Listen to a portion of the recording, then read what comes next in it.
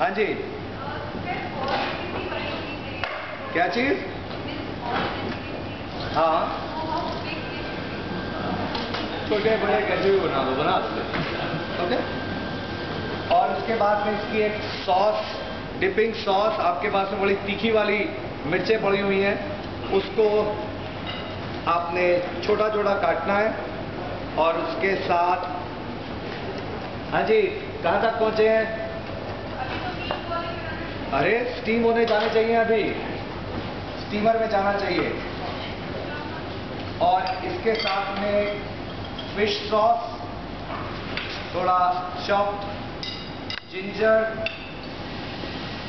थोड़ा सा हनी, और ये जो चॉप्ड चिलीज हैं ये इसके अंदर, और चाइव्स आपके पास में है, इसको चॉप करके इसके अंदर डालना है। टाइम कम है आपके पास।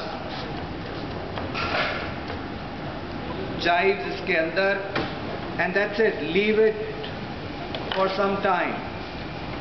लवली, ओह,